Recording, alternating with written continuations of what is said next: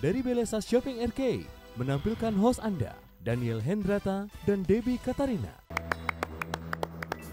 Shalom pemirsa, Shalom, ya pemirsa. apa kabarnya pemirsa sekalian yang ada di rumah ataupun yang ada di Belesa Shopping Arcade. Senang sekali berjumpa dengan Anda bersama dengan kami dalam Good News Program. Saya Daniel Hendrata dan juga Saya Debbie Katarina, senang sekali bisa menjumpai pemirsa sekalian yang ada di rumah atau yang ada di Belesa Shopping Arcade ini. ya pemirsa sekalian jangan lupa bahwa Good News Program selalu dapat Anda saksikan melalui website kami pula yaitu yang ada di www.anugrah.net. Di mana Deb?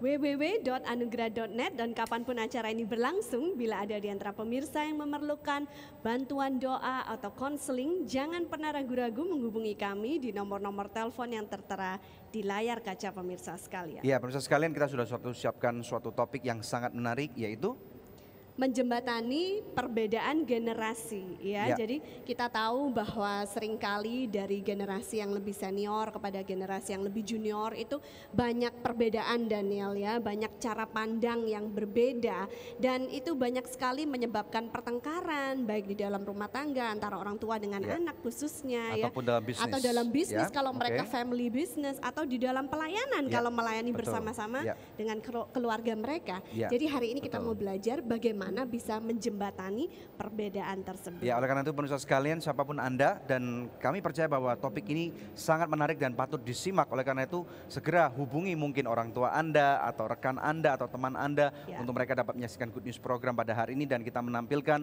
dua orang narasumber yang luar biasa yaitu seorang ayah yang bernama Lukas Sutopo bersama dengan seorang putranya yaitu yang bernama Esra Sutopo dan mereka akan menjadi narasumber yang luar biasa. Betul Ya, Deb ya? mereka Oke. berdua adalah hamba Tuhan yang melayani bersama-sama di satu gereja. Ya, puji Tuhan. Pemirsa sekalian, oleh karena itu tanpa menunda lagi, mari kita saksikan satu video tayangan yang satu ini. Sampai akhirnya itu membuat kita menyesal di kemudian hari.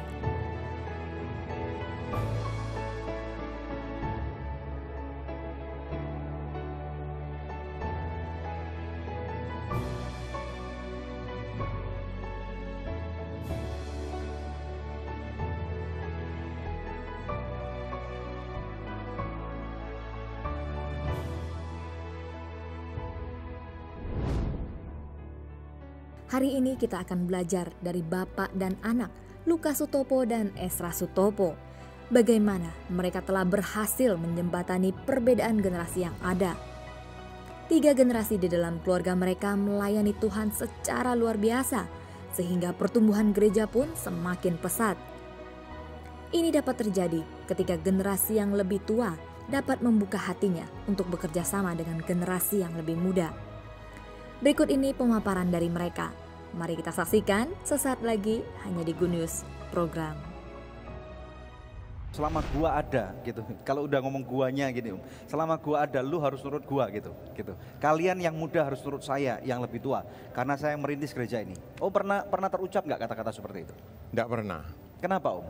Karena saya kepingin sesuatu yang berbeda dan bisa lebih maju dari saya.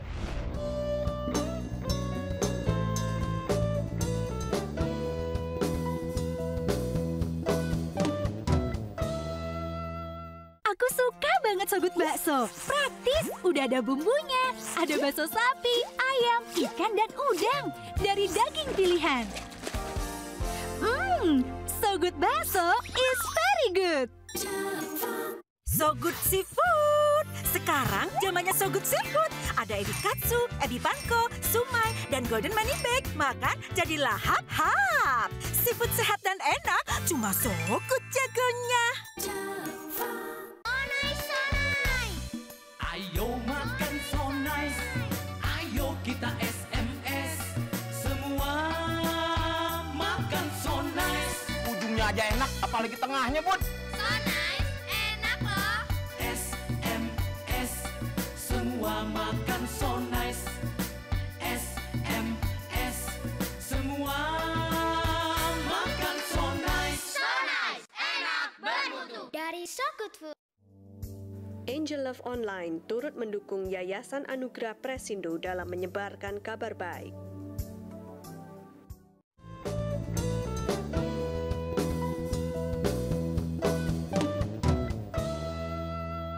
Masih bersama dengan kami dalam Good News Program dalam suatu episode yang sangat menarik yaitu menjembatani perbedaan generasi. Silakan, Deb. Pemirsa, di studio telah hadir narasumber yang kami janjikan ya, ada Pak Lukas Sutopo dan juga putranya Esra Sutopo. Shalom Om.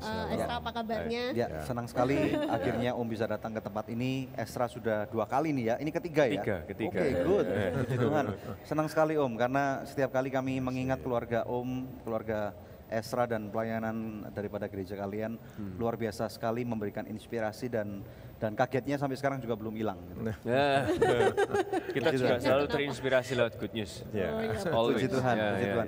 Mungkin bisa perkenalan sedikit Om atau Esra kepada pemirsa mungkin yang belum pernah menyaksikan atau belum pernah berjumpa dengan Om sehingga bisa kenal tentang siapa Om, gerejanya namanya apa, gitu. Silakan.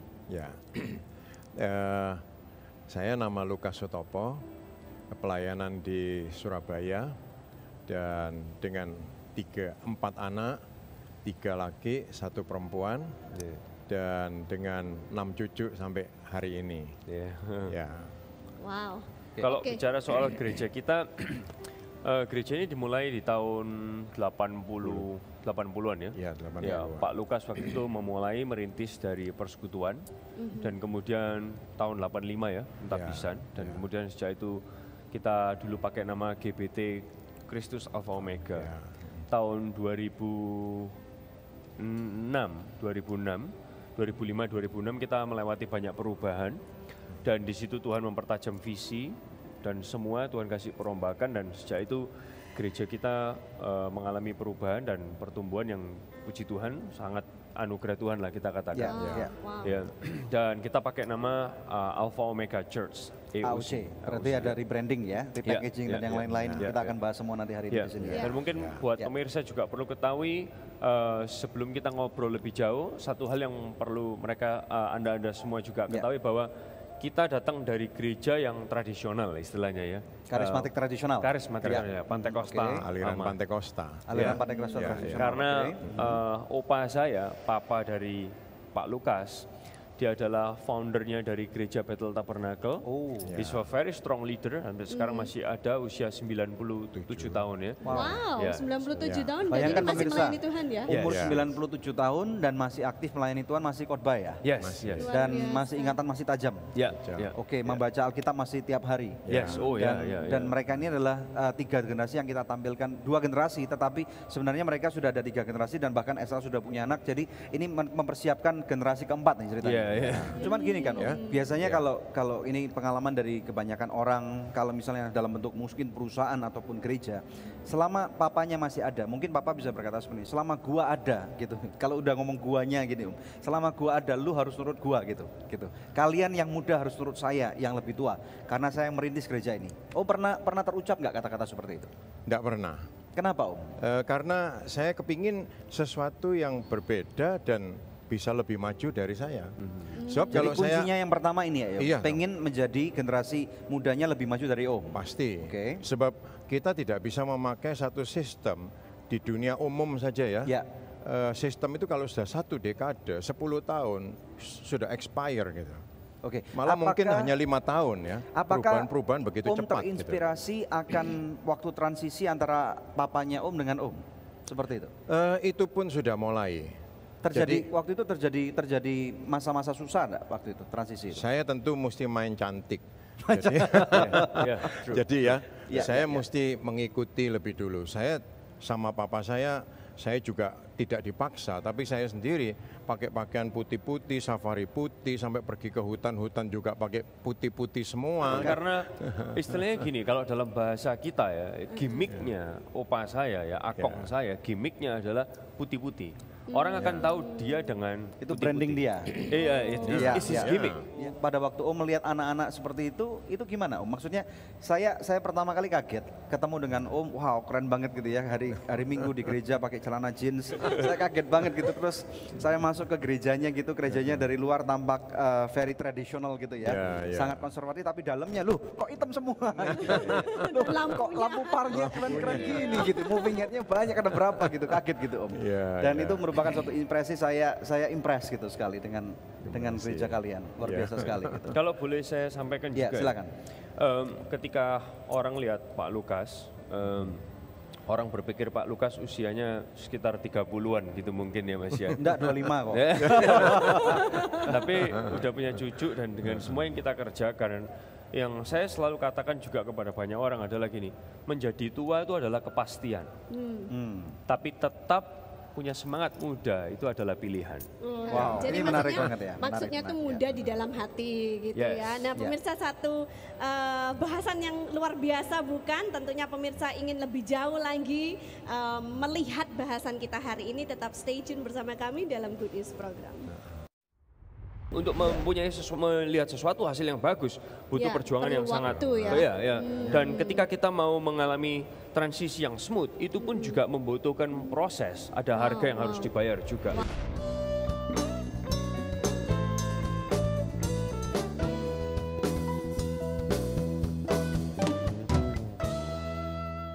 Aku suka banget Sogut Bakso. Praktis, udah ada bumbunya. Ada bakso sapi, ayam, ikan, dan udang. Dari daging pilihan. Sogut Bakso is very good. Sogut Seafood. Sekarang zamannya Sogut Seafood. Ada ebi katsu, ebi panko, sumai, dan golden money bag. Makan jadi lahap-hap. Seafood sehat dan enak, cuma Sogut jagonya. Ayo makan so nice, ayo kita SMS, semua makan so nice. Ujungnya aja enak, apalagi tengahnya, Bud. So nice, enak loh. SMS, semua makan so nice. SMS, semua makan so nice. So nice, enak, bermutu. Dari So Good Food.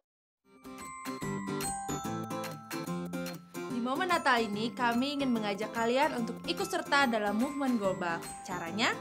Kunjungi shareeternity.id, download aplikasinya, dan bagikan kontennya ke teman-teman kamu di hari Natal ini. Yes, he is. Share Jesus Online.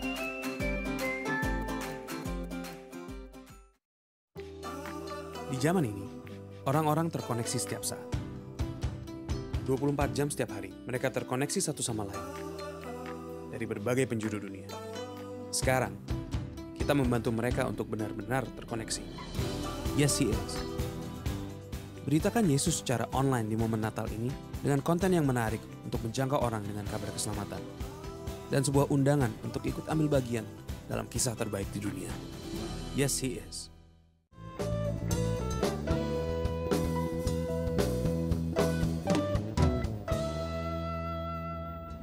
Anda masih menyaksikan Good News Program menjembatani perbedaan generasi. Pemirsa, 3 generasi hamba Tuhan ya. Tadi kita sampaikan opanya kalau khotbah dulu pakai baju putih-putih. Sampai dengan cucunya sekarang kalau khotbah pakai leather jacket ya.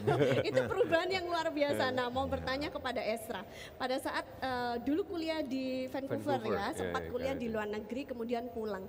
Biasanya anak-anak kalau kuliah di luar negeri cara pandang berubah. Pulang sampai ke rumah berantem sama orang tua karena tidak cocok cara pandangnya. Nah, kamu bagaimana waktu itu pengalamannya? So waktu itu yang the good thing is Pak Lukas waktu itu mengharuskan kita pulang setiap tahun ya. Karena tujuannya adalah so we still get connected with the church. Oke. Kayak gitu. Dan setiap kali pulang ya pasti seperti itu pasti ada. Ketika kita punya pandangan dan Pak Lukas punya kebiasaan kayak seperti itu di awal-awal waktu sebelum kita pulang for good itu pasti ada dan kita seperti mungkin anda-anda yang juga yang lain Tom and Jerry. Kita bahasnya juga mungkin hal-hal detail-detail banyak ya dan banyak sekali konflik-konflik di awal tapi sejak kita pulang dan kemudian kita mulai ngobrol lagi kembali ke akar itu akhirnya yang menyamakan persepsi kita ya, banyak ya. Nah, waktu itu ngomong-ngomong mungkin pemirsa nggak tahu, waktu itu kuliahnya di bidang apa? Saya sekolahnya di Bible School, sekolah Alkitab. Memang sekolah Alkitab. Ya. Jadi banyak kamu lihat gereja-gereja yang ada di luar negeri, itu sudah mungkin orang lihat cara mereka operate sudah berbeda banget dengan gereja Indonesia waktu itu dan kamu mau membawa perubahan itu pulang ke rumah? Di awal-awalnya yes, seperti itu. Cuman ketika setelah saya selesai sekolah dan Elisheba, tentunya perubahan itu lebih bijak. Di awalnya yes, pokoknya ideologi ya. Gue lihat, gue kepingin berubah dan gue kepingin apa yang ada di sana juga berubah, lebih kayak gitu. Nah, perasaannya Om gimana pada waktu ada anak muda yang ini memang anak tapi ini kok kurang ajar banget gitu? Tuh poinnya kan gitu. Ini kurang ajar banget mau ngatur ini. Enggak, saya kira bukan kurang ajarnya, tapi ada suatu perbedaan yang mungkin saya sendiri belum mengerti gitu ya. Tapi itu enggak masalah. Kalau kita memang mau berubah dan mau mengikuti perkembangan, ya kita mesti berani untuk menerima lah. Wow, enak itu ya yang kalau penting semua ya. orang tua kayak Om gini. Saya kalau boleh saya tambahkan ya, pasti juga buat Pak Lukas di momen-momen itu untuk change itu pasti juga ada nggak nyamannya.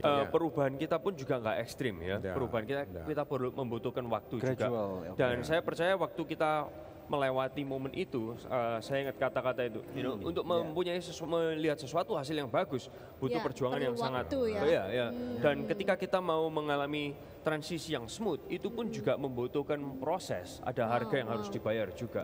Ternyata memang nggak ada jalan pintas dan ya, memang perbedaan generasi itu pasti akan menimbulkan friksi di mana-mana, tapi bagaimana kita mengatasinya ya. Dalam hal ini Om saya itu ingat banget, terakhir waktu Esra datang ke sini sama Elijah, mereka tuh cerita gitu, bagaimana papanya ini luar biasa. Ada satu ayat yang mereka bagikan di kitab Maleaki yang berkata, di akhir zaman nanti aku akan mengembalikan hati Bapa kepada anak-anaknya, supaya hati anak-anak bisa kembali kepada bapaknya. Nah, Om bisa ceritakan nggak bagaimana Om menerapkan ayat ini pada saat hati Om berbalik kepada anak-anak sehingga bisa memenangkan hati anak-anak ini? Ya, jadi tentunya kita mesti ngerti waktu anak kita masih kecil, biasanya itu orang tua kan mesti nurutin anak. Kita yang menyediakan susu, kita yang bikin ini dan itu. Setelah mereka makin besar, jangan sampai kita kehilangan pengertian itu ya, bahwa anak kita tetap hati kita mesti ke anak kita. Tapi kadang-kadang tuntutan kita itu yang membuat hati Bapak ini mau jalan sendiri. Tapi saya mengerti hal itu karena saya ingin supaya kita itu tetap menyatu. Seringkali papa saya sendiri memberitahu saya, gimana anak-anak lu, potongan rambutnya kok kayak gitu, pakaiannya kok kayak gitu ya. Realitas. Itu realitas gitu ya. Tapi akhirnya belakangan ini papa sendiri sudah bilang, ya anak-anak memang lain. Zamannya dia dan dia hidup di zamannya. Dia sendiri ngomong begitu. Ya, dan dia melihat hasil ya. Jadi ketika terakhir sekali Sound of Praise mengadakan konser live recording dengan yang hadir begitu besar jumlahnya, itu kata-kata diucapkan terus sampai hari ini sudah berkali-kali. Dia bilang, wah. Ini Opa bilang apa? Ya, dia bilang luar biasa. Dengan cara mereka bisa mengumpul begitu banyak orang dengan pesan-pesan yang singkat, Injil tersampaikan. Mungkin gitu, ya. Perlu juga tahu kondisinya ya.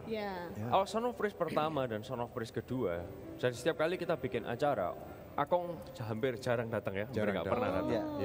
Tapi di album yang ketiga, ketika Akong datang, dia sendiri nggak mengatakan kata-kata yang against kita, tapi justru yang luar biasa adalah setelah acara itu dia masih ngobrol terus bahwa wah dia impress dengan acara kemarin, sangat terberkati. Jadi saya kira akhirnya adalah target, result ya.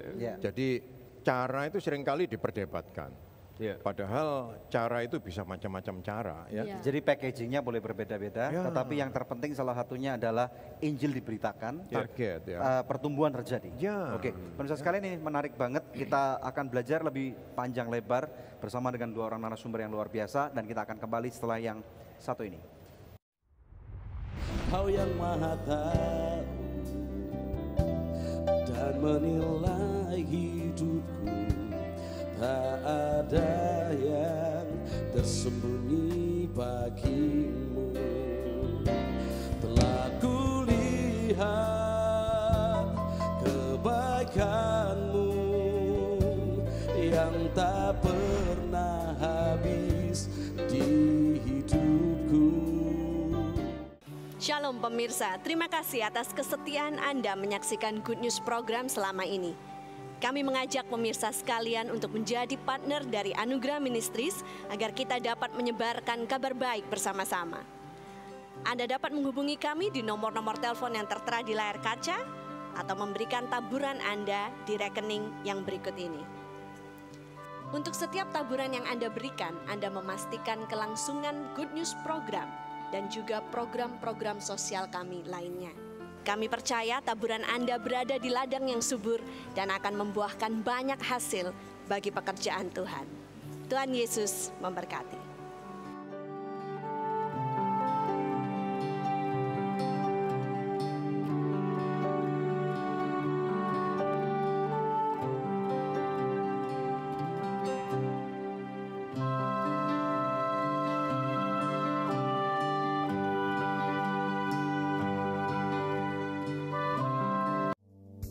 Angel Love Online turut mendukung Yayasan Anugerah Presindo dalam menyebarkan kabar baik.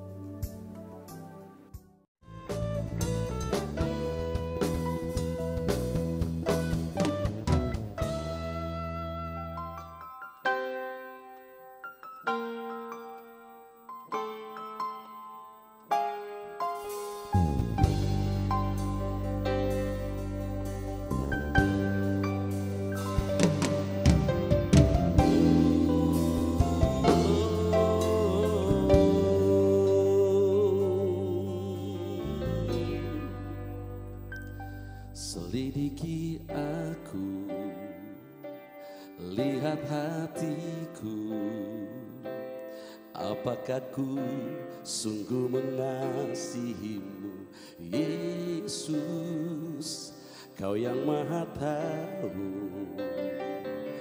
dan menilai hidupku, tak ada yang tersembunyi bagimu. Selidiki aku, lihat hatiku, apakah ku sungguh mengasihimu, Yesus, Kau yang Maha Tahu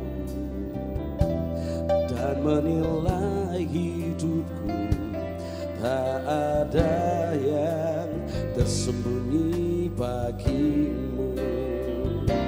Telah kulihat kebaikan-Mu yang tak pernah habis di hidupku.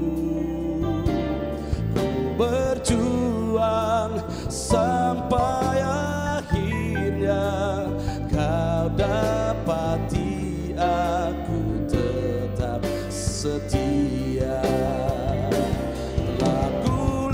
Lihat kebaikan-Mu yang tak pernah habis di hidupku.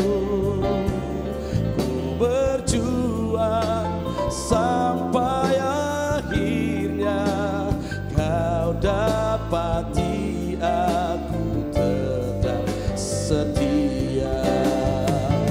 Telah kulihat kebaikan-Mu yang tak pernah habis di hidupku. Ku berjuang sampai akhirnya Kau dapati aku tetap setia. Kau dapati aku tetap setia. Kau dapati aku tetap setia.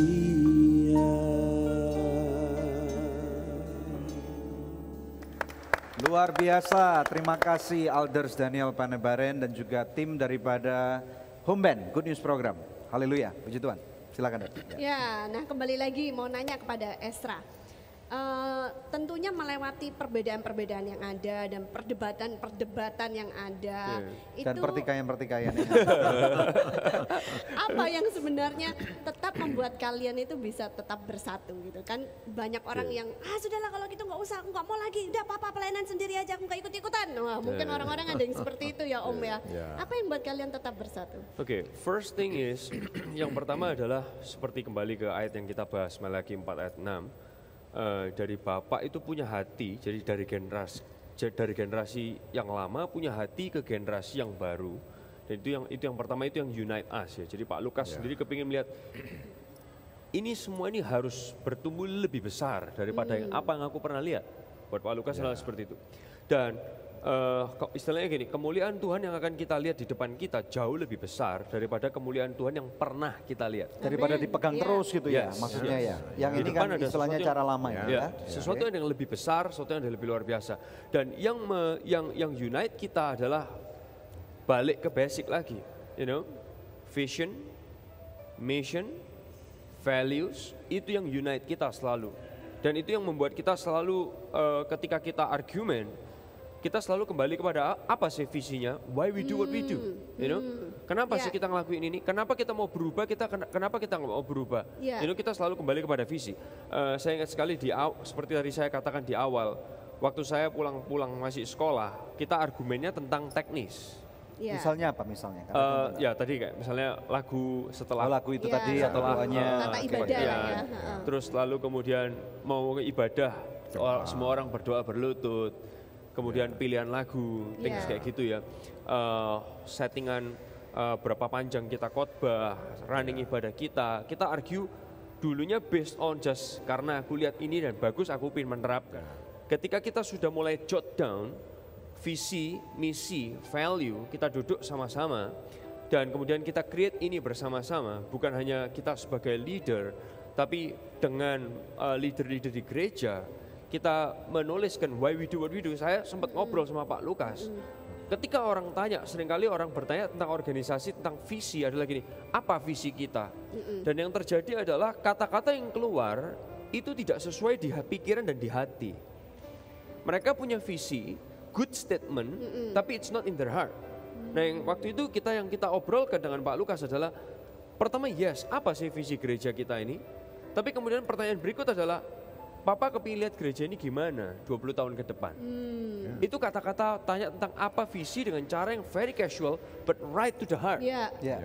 Dan ketika dia mention satu kata adalah kita perlu jadi gereja, visi kita adalah menjadi gereja yang menyelamatkan jiwa. Itu adalah core-nya, root-nya. Kalau kita perhatikan semua any atlet di dunia ini yang hebat, world class. You talking about like pemain golf, pemain tenis, mereka semua yang top, mereka harus selalu always go to the basic. Pemain golf mereka harus ingat the pattern of the basic of their swing. Left hand straight, eyes on the ball. Itu selalu harus, dan ketika mereka selalu kembali kepada basic, itu membuat mereka makin hebat. Ternyata ada improvement yang terjadi. Yes, pemain tenis and everything. Nah demikian juga dalam leadership. Ketika kita ngobrol, kita selalu kembali kepada basic, vision, values, mission, why we want to change. Kenapa kita mau fight untuk ini? Why kita mau keluar budget over di sini? Kenapa kita mau keluarkan tenaga ekstra di sana? Kita selalu ngobrol soal itu ya. Oh, jadi kalau sudah ngalor ngidul ditarik lagi, ayo kita kembali lagi ke basic. Jadi istilahnya kalau ada perubahan pun perubahannya pun sesuai dengan visinya enggak? Kalau enggak sesuai berarti yang muda harus ngalah. Seperti itu ya, berarti juga harus seperti itu ya. Jadi nggak bisa yang tua terus yang ngalah gitu ya. Terus yang muda saya enak sendiri, kemudian overruling gitu, nggak boleh juga ya. Kalau boleh saya quote satu kata yang sangat bagus. Too many people undervalue what they are and overvalue what they are not. Banyak orang dia tidak memperhatikan apa yang seharusnya mereka fight, mereka kerjakan. Tapi mereka fight dan habis-habisan. Yang nggak penting-penting itu diributin. That's the point. Itu jadi pemirsa sekalian kita mesti hati-hati nih. Jangan sampai pada waktu kita mau berubah karena ego ya, biasanya karena gitu ya. Karena ego, karena aku lebih tua, karena aku lebih muda, karena sekarang ini musimku gitu ya. Sekarang kita malah meributkan hal-hal yang tidak penting gitu. Hal-hal yang sangat kecil yang kemudian malah membuat orang bilang, orang jatuh bukan karena batu yang besar tapi karena kulit pisang atau karena pasir gitu ya. Sampai gereja pecah, keluarga pecah, bisnis berantakan. Karena hal-hal yang sepele ini yang harus kita perhatikan Bapak sekalian. Oke? Ya, nanti kita akan lanjutkan perbincangan kita setelah break, tapi sebelumnya saya rindu memberikan kuis buat pemirsa yang sudah dinanti-nantikan pemirsa sekalian. Pertanyaannya sangat simpel, yaitu apakah judul episode Good News hari ini? Anda bisa ikuti kuis ini dengan memberikan jawabannya melalui SMS atau melalui email ya. SMS ke nomor HP yang tertera di layar kaca pemirsa dengan format seperti ini kuis, kemudian nama, alamat lengkap dan jawabannya. Anda juga bisa mengirimkannya lewat email. Bila Anda menjawab lewat email, sertakan juga nomor HP Anda. Maka kepada 10 orang pemenang terpilih kami akan mengirimkan masing-masing sebuah sebuah DVD Guard Your Family ya, persembahan dari Anugerah Ministries. Pemirsa tetap stay tune bersama dengan kami akan kembali lagi dengan membawa lebih banyak good news. Cuman ada satu kata-kata post power syndrome. Biasanya orang tua justru dia enggak mau lengser karena dia merasa nanti kalau gue lengser gue enggak bermanfaat lagi, enggak dibutuhkan lagi, enggak dihormati lagi, enggak dihargai lagi. Bagaimana dealing dengan hal-hal seperti itu? Saya kira kalau sampai kita merasa nanti kita enggak dihormati, enggak dihargai lagi, itu pengertian keliru sekali.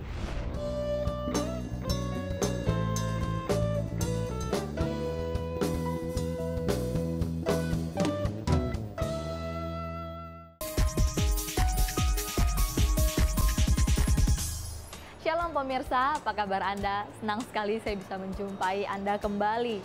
Pemirsa, selama 1 bulan setengah, Pastor Daniel Hendrata dan Pastor Debbie Katarina diundang untuk membawakan firman Tuhan di benua Amerika dan juga Kanada. Seperti apa liputan di sana? Mari kita ikuti cuplikan berikut ini.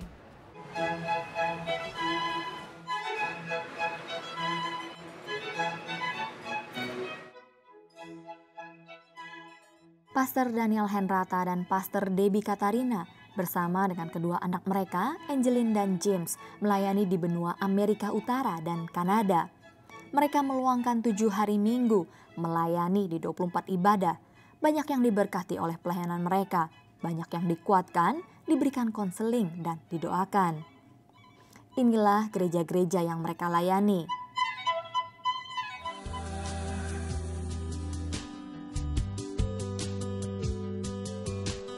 Sangat luar biasa pada saat Pastor Daniel dapat berkhotbah bersama dengan sahabat karibnya di SMA, Pastor Yoga Firmansyah di IFGF San Francisco.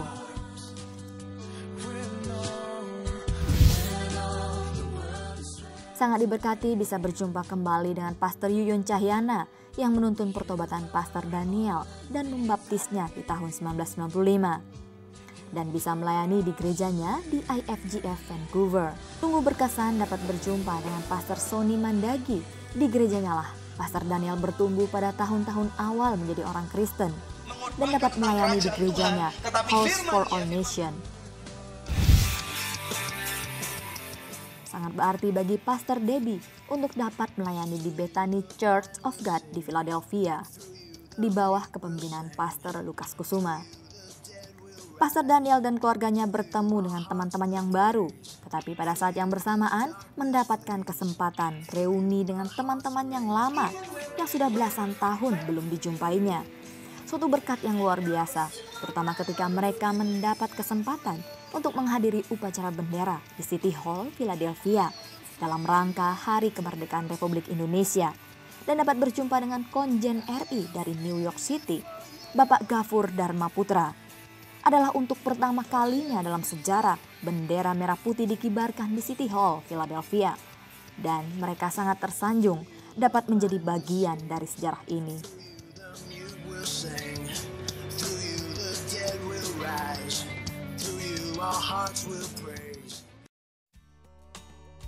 Pemirsa, demikian laporan kami dari benua Amerika dan juga Kanada. Kita jumpa lagi di minggu yang akan datang. Saya Shirley Louis pamit undur diri. Tuhan Yesus memberkati.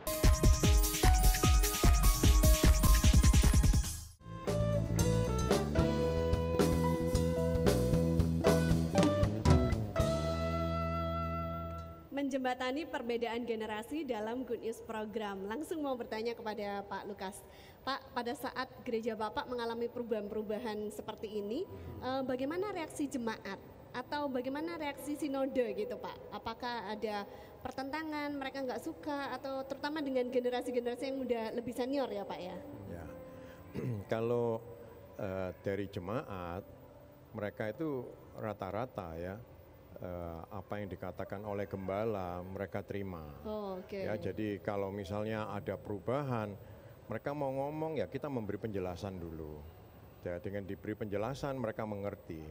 Sebab buat saya sendiri berpikir begini, kalau mesti dengan metode saya terus, generasi yang di bawah ini, yang bedanya 30 tahun ini nggak dapat ruang.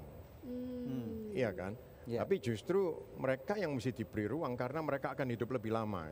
Ya. Saya kan tinggal pendek aja. Nah, ini penting untuk gereja-gereja mendengar. Iya, karena kebanyakan kan kamu kembangkan aja yang namanya dewasa muda, tapi bukan yang umum tetap apa gitu misalnya. Saya kira semua mesti saling melengkapi. Ya, saya sendiri beberapa gereja di luar negeri juga menginspirasi saya. Seperti kalau saya boleh sebut nama Pastor Frank Houston, ya di Sydney, ya. Tadinya belum Hillsong Church, ya hanya EOG malah di sana. Ya. Lalu Brian Houston dia buka dan di sana banyak orang mudanya. Frank justru dia berkata, di tempat kita ini banyak orang-orang tua, banyak uang. Di tempat orang muda kurang uang, tapi mereka banyak crowd. Dan mereka perlu membangun. Oleh sebab itu dari yang tua justru support luar biasa ke sana. Nah, itu salah satu inspirasi buat saya. Yang belakangan ini lebih keren lagi, Paul Scanlon di London. Ya, jemaatnya cukup besar, ribuan, kurang lebih 5-6 ribu. Tapi dia berkata, usia 55 tahun aku mesti resign.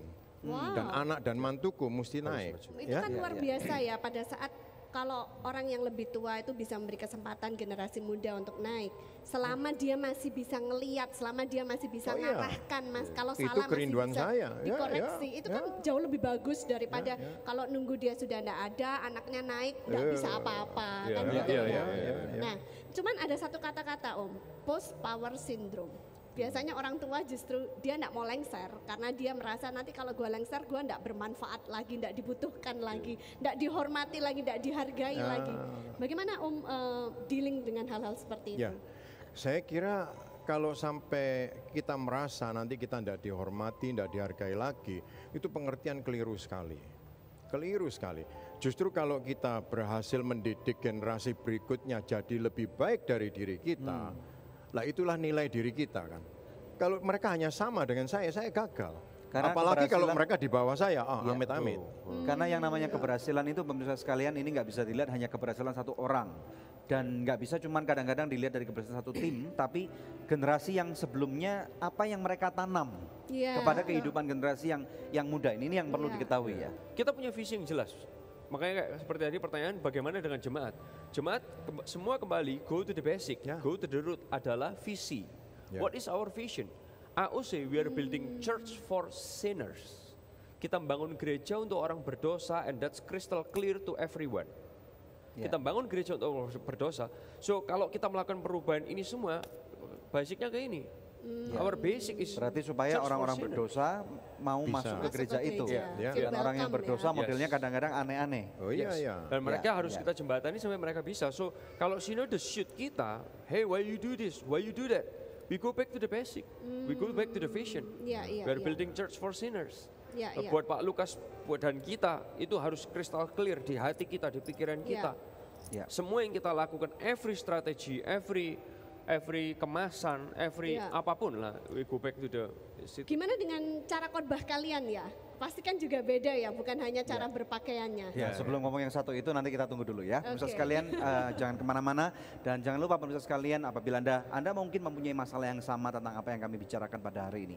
Atau mungkin Anda mempunyai masalah-masalah yang lain yang sangat berat, mungkin sakit penyakit, masalah keuangan, masalah keluarga.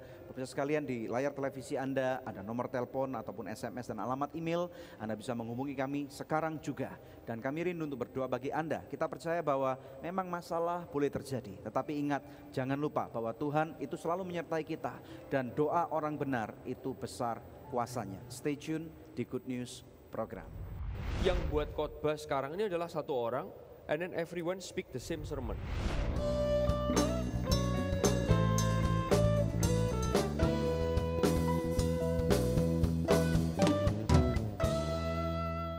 Aku suka banget So Good Bakso. Praktis, udah ada bumbunya. Ada bakso sapi, ayam, ikan, dan udang. Dari daging pilihan. So Good Bakso is very good. So Good Seafood. Sekarang zamannya So Good Seafood. Ada ebi katsu, ebi panko, sumai, dan golden money bag. Makan jadi lahap-hap. Seafood sehat dan enak, cuma So Good jagonya.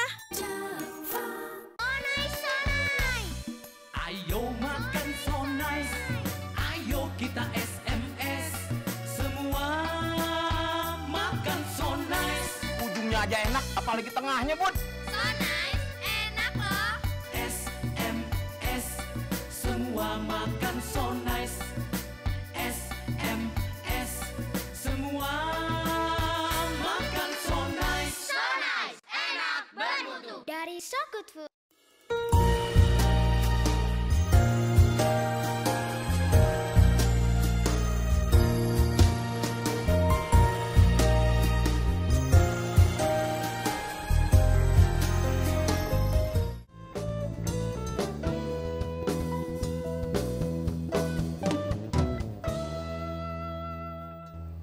Menjembatani perbedaan daripada generasi. Dalam Good News program, Bapak Ibu sekalian, kita menampilkan dua orang narasumber yang luar biasa, yaitu Bapak Lukas Sutopo bersama dengan putranya Esra Sutopo.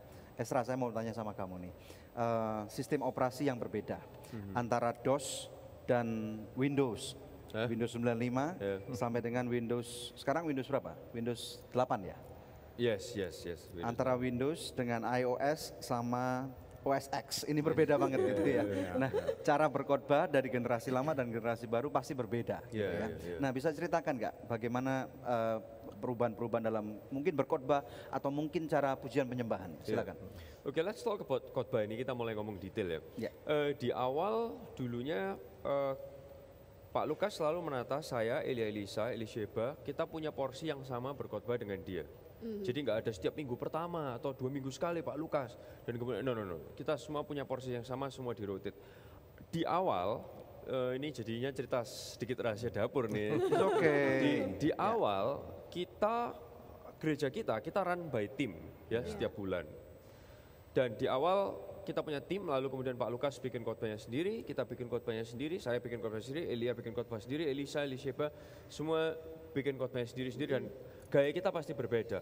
Di awal-awal waktu saya baru pulang, jemaat kita waktu itu masih konservatif dan orang cukup shock. Waktu itu Demi Moore adalah tokoh yang famous banget dengan film The Ghost, right? Dan image orang, dan ketika saya khotbah and then I brought up things about Demi Moore dan itu ada di foto, wah, buat sebagian jemaat kaget. Tapi kemudian setelah kita ngobrol banyak tentang balik lagi ke visi, misi, value and everything, akhirnya orang mulai tahu kemana kita mengarah. Dan kita sekarang mulai, yang kita lakukan adalah di saat-saat ini adalah, kalau dulu semua bikin sendiri-sendiri, yang buat khotbah sekarang ini adalah satu orang, and then everyone speak the same sermon. You know, kadang saya, Elia, Elisa, atau Elisheba, atau Pak Lukas, mereka yang kita nulis khotbah, dan semua khotbah yang sama. So, Pak Lukas mengkhotbahkan khotbah yang dibikin oleh antara saya juga atau Elia, Elisa, Elisheba, so have to speak the same message. Itu yang kita lakukan. Dan 4 minggu berturut-turut pesan khotbahnya sama? The whole atau year. in series? The whole year. Tapi kalian pecah-pecah menjadi topik-topik yang berbeda-beda gitu. Yes. When we talk about music, kita ngomong soal lagu ya, gaya musik. Saya rasa Pak Lukas juga nggak suka musik di gereja kita ya. Not really. and let's to be true. Saya secara pribadi saya pun nggak suka musik di gereja saya. Maksudnya yang dulu kamu nggak suka tipenya mereka dan yang gimana? sekarang. Kamu pun nggak suka yang hingar-bingar. Saya nggak suka dengan yang sekarang. Yang sekarang pun. Tapi kembali lagi, karena ketika kita kembali ke visi, itu kita semua, bukan hanya Pak Lukas mengorbankan perasaan dan enjoyment-nya, saya sendiri juga harus. Karena kalau ngomong apa yang saya suka, apa yang adik Elia suka, Elisa suka, Pak Lukas suka, Elisheba suka, kita nggak akan pernah ketemu. Ya.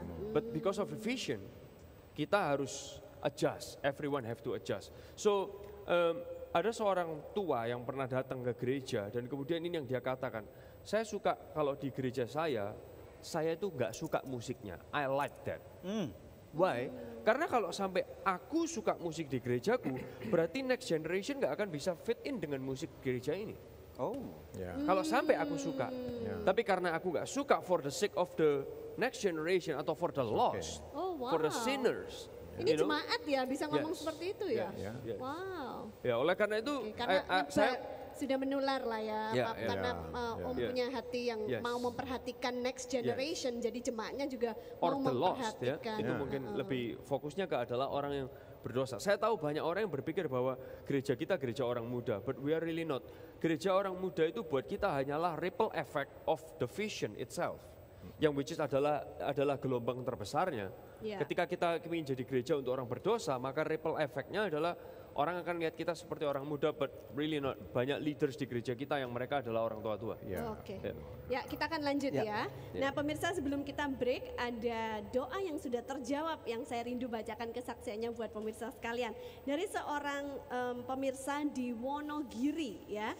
Setelah didoakan dia mengirimkan SMS dan berkata, Shalom. Shalom, terima kasih setelah konseling doa, sakit ginjal dan semua sakit di badan sembuh semuanya. Tuhan Yesus telah memberi pengampunan dan kemurahan kepada saya. Amin. Wow, pemirsa, kalau Tuhan sanggup menjawab dan menyembuhkan ibu tadi yang mempunyai pergumulan, Tuhan juga sanggup menjawab pergumulan Anda. Apapun itu, telepon kami sekarang juga karena tim konseling dan doa kami siap membantu Anda. Pemirsa, stay tune bersama dengan kami akan kembali lagi dalam Good News Program. Keluarga pecah gara-gara uang, gara-gara power ini ya. Gereja harus pecah gara-gara ini. Tuhan tidak mau. Kita dipanggil oleh Tuhan untuk menjadi contoh yang baik, pemirsa sekalian.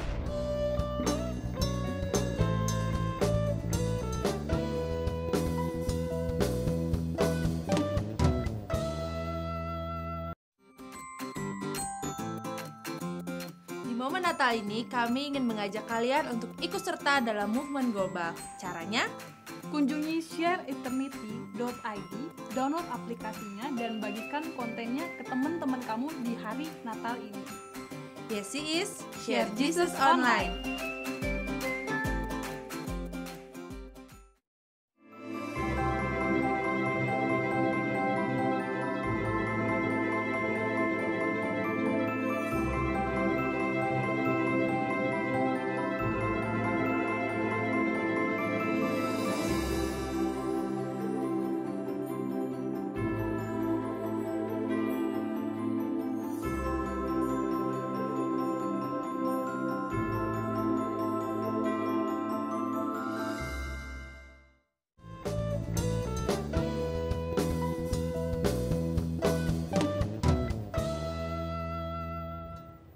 Segmen terakhir dari Good News Program, menjembatani perbedaan generasi.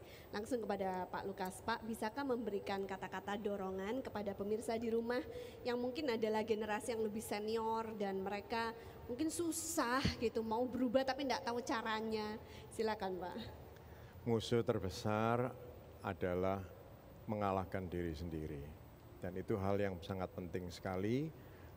Kita tidak perlu merasa saya yang paling berkuasa karena toh ada Tuhan yang lebih berkuasa.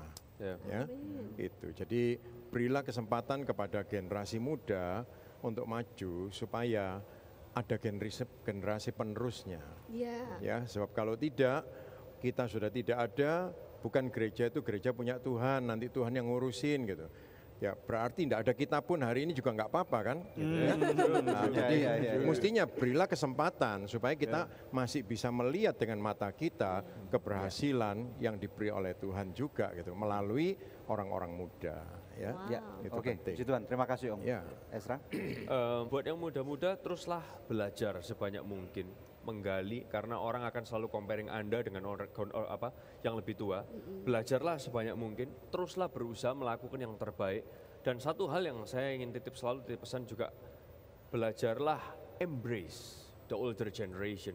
Belajarlah merangkul pemimpin sebelum Anda. Karena seperti orang main layangan, ada momen Anda harus tarik, ada momen Anda harus fight, ada momen Anda harus olor, Dan yang terpenting ketika dari kita, dari kepemimpinan kita selalu berusaha untuk ngobrol bareng, liburan bareng, dan itu yang lebih penting. Chemistry lu nyambung, kalau enggak visinya enggak akan pernah bisa nyambung. Dan jumlah jemaat dulu pada waktu anak-anak belum masuk sampai dengan sekarang berapa jumlahnya? Kalau secara presentasi sampai hari ini kita sudah naik 300%. 400%. Ya, 400%. ya. 400%. Wow, luar biasa Jadi, ya. kalau dalam jumlah angka berapa total sekarang? Kita mungkin sekarang bicara sekitar 1000 di atas sedikit mungkin kira-kira. Jadi ada peningkatan 400%. Yes. Good. Kita every time we discuss, ketika kita juga argumentasi, saya juga selalu bicara, kita sendiri selalu mengingatkan diri kita tanya ke Pak Lukas, perubahan ini semua worth it gak? Are we seeing growth here? Dan kita selalu bicara selain visi, misi, value, kita juga bicara target dan result.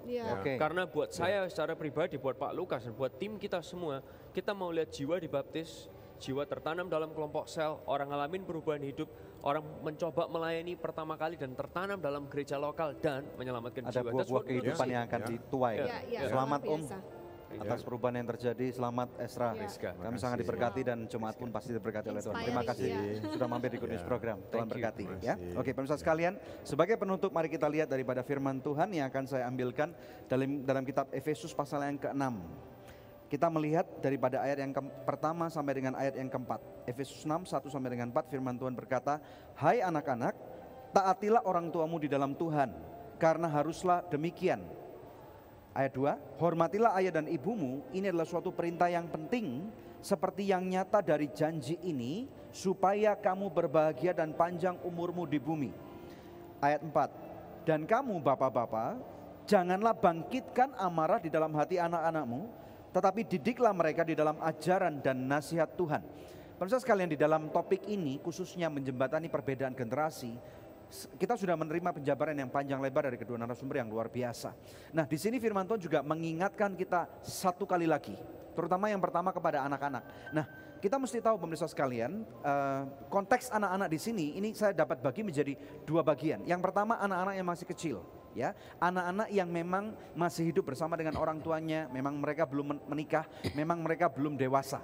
Ya, bagi Anda yang memang belum menikah, terutama yang belum dewasa secara akil balik, secara usia, secara pemikiran, firman Tuhan mengatakan taatilah orang tuamu. Jadi di dalam parenting atau menjadi anak dan menjadi orang tua, kita harus ngerti musim dan waktu daripada anak-anak kita. Pada waktu anak-anak itu masih kecil, mereka memang harus taat walaupun seringkali mereka tidak mengerti. Ya, walaupun mereka tidak mengerti kemana arah orang tuanya, karena anak kecil kadang-kadang mereka tidak tahu barang panas atau barang bahaya dipegang. Nah, inilah firman Tuhan yang mengatakan taat kepada orang tuamu, karena harus memang demikian. Orang tua yang Tuhan berikan sebagai tanggung jawab untuk menitipkan kita untuk ada di dunia ini untuk menjaga. Tetapi firman Tuhan di ayat kedua mengatakan hormati. Ini berbicara bukan hanya kepada level anak-anak kecil saja, tetapi kepada anak-anak yang sudah akil balik, bahkan yang sudah menikah.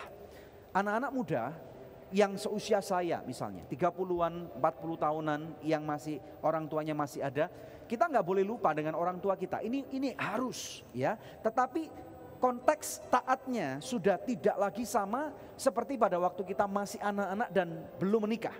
Karena sekarang mungkin Anda sudah punya suami, sudah punya istri, ya, dan Anda sudah punya tanggung jawab yang baru di dalam kehidupan Anda. Sekarang musimnya Anda memang harus menjadi orang tua bahkan. Nah, tetapi firman Tuhan di sini tetap meminta kita untuk menghormati. Ya, menghormati berarti benar-benar respect, menganggap mereka orang tua, mengindahkan nasihat mereka. Tetapi taatnya nggak bisa lagi seperti pada waktu kita masih menjadi anak-anak. Nah, ini orang tua pun harus paham akan hal ini. Kalau anak-anak sudah dewasa, mulailah perlahan-lahan lepaskan mereka. Karena yang namanya trust atau kepercayaan ini harus dibangun. Kepercayaan nggak bisa timbul secara otomatis kalau anak-anak kita tidak pernah diberikan kepercayaan sedikit demi sedikit. Maka bagaimana mungkin mereka bisa bertanggung jawab, mempunyai akuntabilitas, ya, untuk bisa dipercayakan hal yang besar, keuangan yang sangat besar, ratusan juta, miliaran. Bagaimana mereka bisa dipertanggungjawabkan untuk tidak kena narkoba kalau mereka nggak pernah dilepas secara langsung ya. Kemudian firman Tuhan mengatakan kalau kita mengerti akan hal ini, firman Tuhan mengatakan kamu akan berbahagia dan panjang umurmu di bumi. Dan yang keempat, jangan lupa firman Tuhan mengatakan khususnya kepada bapak-bapak nih, karena seringkali yang bentrok adalah bapak dan anak, bapak dan putranya, bapak dan anak laki-lakinya. Seringkali seperti itu, atau bapak dengan anak-anak perempuannya. Dan di sini dikatakan jangan bangkitkan amarah di dalam hati anak-anakmu karena Anda terlalu keras, karena Anda terlalu berpegang teguh kepada satu prinsip yang Anda tahu ini dulu 40 tahun yang lalu ini bisa aku pakai, ini berhasil membuat kita punya rumah besar, membuat punya pabrik, mempunyai jemaat sampai 5.000 sampai 10.000. Sekarang pada waktu anaknya harus take over, anaknya harus tetap menggunakan metode dia yang sudah berumur 30 tahun atau 40 tahun, ini nggak bisa lagi. Bahkan di dalam firman Tuhan dikatakan tetap didik anakmu dalam ajaran dan nasihat Tuhan. Mendidik anak yang sudah dewasa, nggak bisa kita memperlakukan mereka seperti anak-anak yang masih umur 8 tahun ataupun 10 tahun. Mari pemirsa sekalian, kita menggunakan satu akal sehat di dalam kita hidup sebagai anak Tuhan. Sehingga generasi yang kita punya, Tuhan tidak ingin melihat generasi itu menjadi hancur. Sampai ada generasi tua dan generasi muda nggak bisa akur gitu ya. Sampai harus pecah bisnisnya, keluarga pecah gara-gara uang, gara-gara power ini ya. Gereja harus pecah gara-gara ini. Tuhan tidak mau. Kita dipanggil oleh Tuhan untuk menjadi contoh yang baik pemirsa sekalian. Saya ulang, para gereja, para pengusaha, Tuhan memanggil kita anak-anak Tuhan untuk menjadi contoh. Jangan sampai karena adanya perbedaan generasi ini, gereja kita menjadi pecah dan malu pemirsa sekalian. Bisnis kita menjadi pecah, malu pemirsa sekalian. Karena ini Tuhan memanggil kita untuk menjadi garam dan terang daripada dunia ini. Maukah Anda belajar untuk berubah? Memang saya tahu berubah secara singkat tidak mudah. Tetapi kalau kita mau belajar untuk berubah, menerima perubahan-perubahan dari zaman, menerima musim-musim yang Tuhan sudah percayakan kepada kehidupan kita. Saya percaya firman Tuhan mengatakan bahwa di dalam setiap musim yang ada berkat-berkat Tuhan yang selalu Tuhan sudah siapkan buat Anda. Mari kita berdoa pemirsa sekalian. Bapa, di dalam nama Tuhan Yesus Kristus, aku berdoa Bapa, khususnya untuk setiap generasi yang hari ini mungkin lagi gak bisa bersatu antara generasi tua dan muda. Tuhan, Kau lawat mereka di dalam bisnis mereka, di dalam gereja mereka. Tuhan, kami berdoa biarlah Roh Kudus-Mu berbicara saat ini. Lakukan penyadaran Roh Kudus, bring conviction. Sehingga generasi tua bisa memberi ruang kepada yang muda bisa menghormati yang tua. Bapa, dalam nama Yesus, aku mengucapkan pemulihan. Terima pemirsa sekalian. Dalam nama Yesus, terima. Sukacita, damai sejahtera, kasih karunia, hikmat yang berlimpah, aku limpahkan dalam kehidupanmu sekarang. Dari tahta surgawi, urapan Tuhan bersama dengan kita. Katakan all is well, semuanya baik, semuanya sejahtera. Di dalam nama Tuhan Yesus Kristus, Engkau yang diberkati oleh Tuhan. Bersama dengan saya katakan, amin. Haleluya. Ya pemirsa, satu tayangan yang luar biasa telah kita lalui bersama. Saya merasa sangat diberkati oleh episode ini. Saya yakin pemirsa juga diberkati di rumah ya. Tiba saatnya kami untuk pamit undur, tapi kami akan jumpa kembali dengan pemirsa di pekan yang akan datang di hari, jam, dan stasiun televisi yang sama. Saya Debbie Katarina bersama dengan suami saya Daniel Hendrata, dan jangan lupa untuk selalu cek ke website kami yang ada di www.anugerah.net. Terima kasih, Tuhan Yesus memberkati.